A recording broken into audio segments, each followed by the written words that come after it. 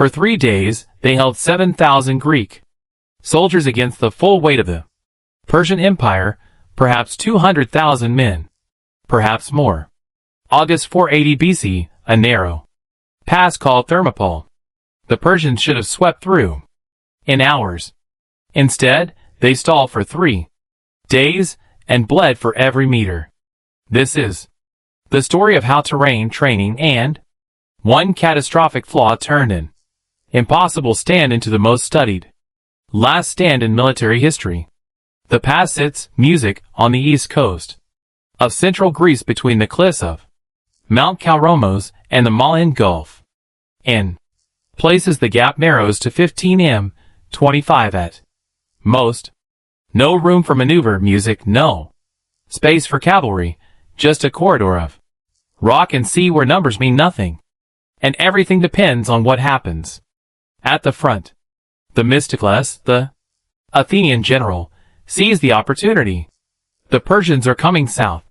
They cannot be stopped in open battle. Their army is too vast, too mobile. But force them through Thermopylae and the mathematics change.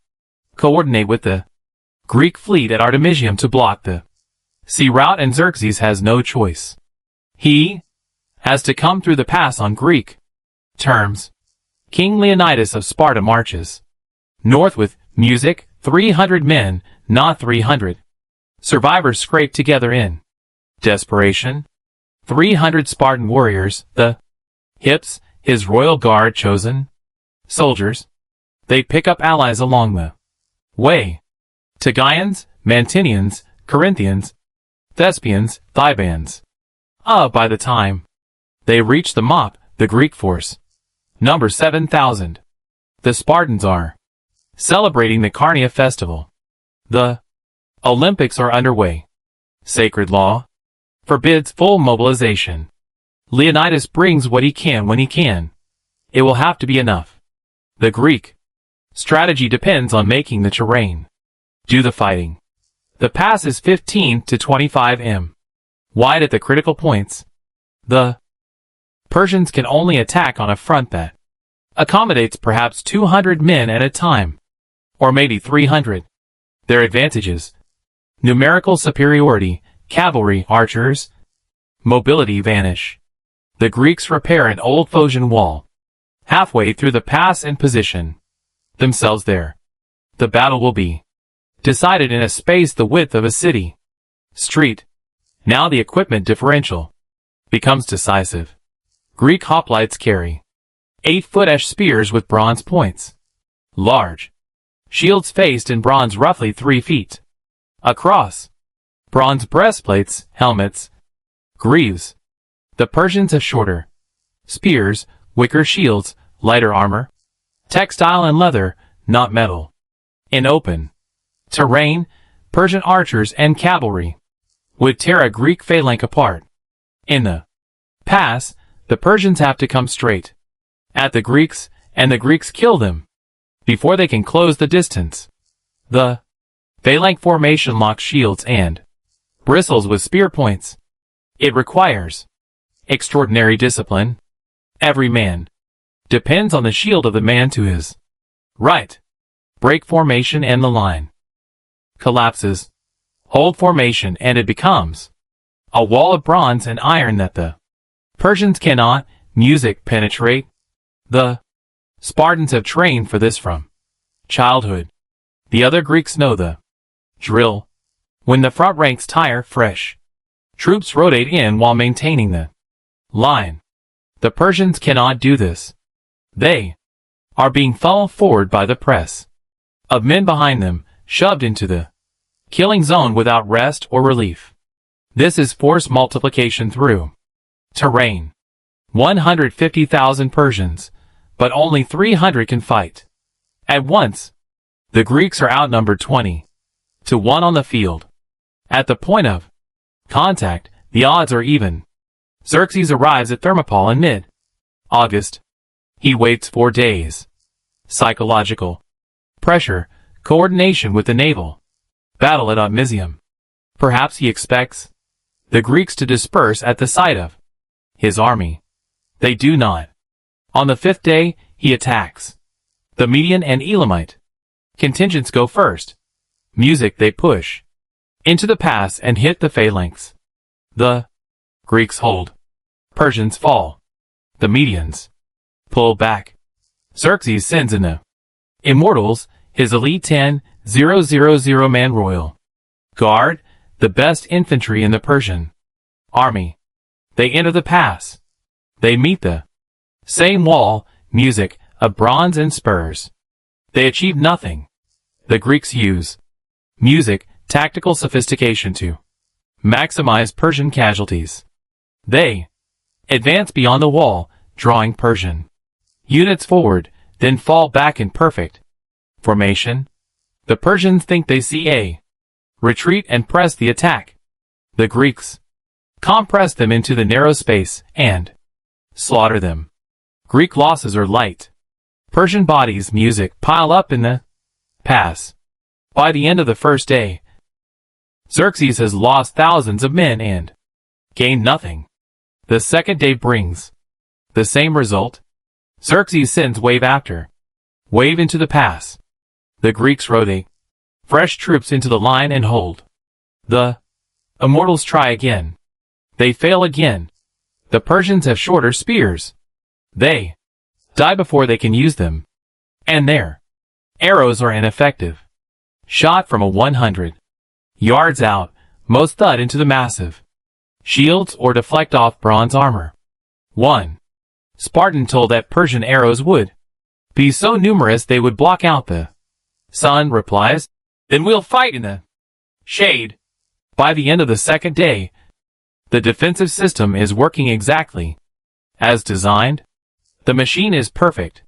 But there is one problem, and a mountain path called the Outnumbered winds through the heights around the pass and emerges behind the Greek position. Leonidas knows about it. He stations 1,000 Phocian troops on the trail to guard against exactly this threat. The entire strategy depends on this. If the path is compromised, the Greeks are surrounded. And, music, everything collapses. Evening of the second day, Xerxes is stalled, furious and running out of options. A local Greek named Ephaltus approaches the Persian camp. He knows the mountain path. He offers to guide Persian troops through. The price is reward. Xerxes sends Hyenes, commander of the Immortals, with a force up the trail that night. Dawn third day. The Phocian guards on the heights wake to the sound of rustling oak leaves. Music, they are still arming themselves when the Persians arrive. They withdraw without contesting the pass. By sunrise, music, Persians are descending the trail behind the Greek lines. The defensive mechanism is broken. Leonidas learns the news at first light. He calls a council. The tactical situation is clear. The phalanx works. Music, because it fights frontally. Shields locked, spears forward. Surrounded, music. Attack from two sides. It loses structural integrity. The terrain advantage collapses. Staying, music, means annihilation with no tactical benefit. Retreat is the logical move. Most of the music army does retreat. Approximately 4,000 men withdraw south, unmoving fast to stay ahead of the Persians. Now, music, descending from the heights. But someone has to hold the Persians back long enough for the others to escape, or the retreat becomes a music massacre. Persians pursuing Greeks in the open, cutting them down. Music from behind. Leonidas decides to stay. The 300 Spartans stay with him. 900. Music, Helots remain. 700 Thespians refuse to leave. 400 Theans stay as well. Later, music, there will be propaganda about oracle prophecies about Spartan law forbidding retreat about Leonidas choosing only men with music, living sons so their family lines would continue. Some of it may be true, but the core reason is tactical. This is a Rear guard action. They are buying time with their lives so the others can reach safety. It is a calculated sacrifice with a clear strategic purpose. The final battle begins at dawn. The Greeks fight on two fronts. Persians ahead in the pass.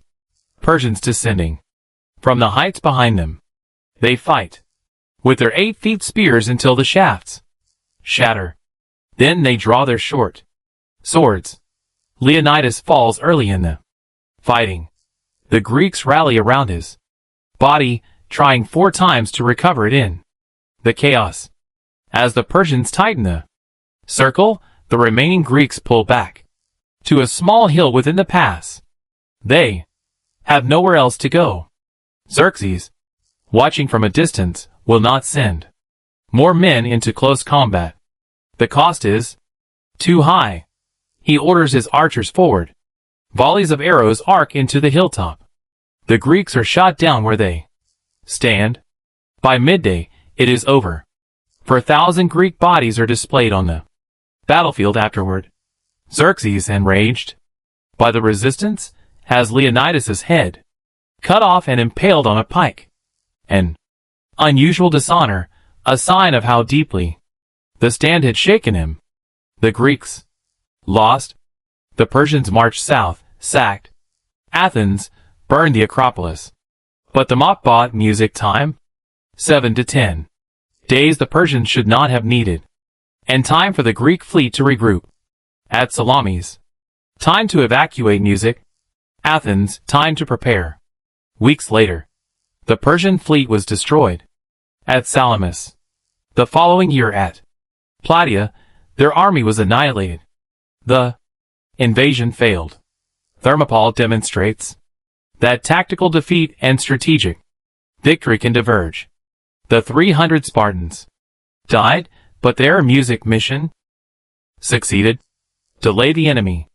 Buy time for the real defense to form. Force the Persians to pay for every meter. They did.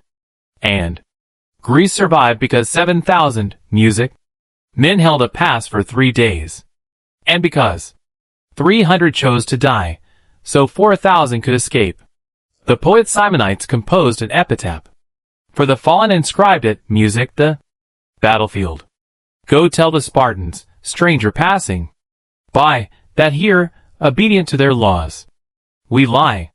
Not a boast of glory, not defiance, obedience to law. These men did not see themselves as heroes. They saw themselves as citizens performing their duty. Today, the pass sits buried under 20 m of soil. The sea has retreated 5 kilometers inland. The battlefield no longer exists in any recognizable form, but the epitaph remains, carved into stone, then carved into history.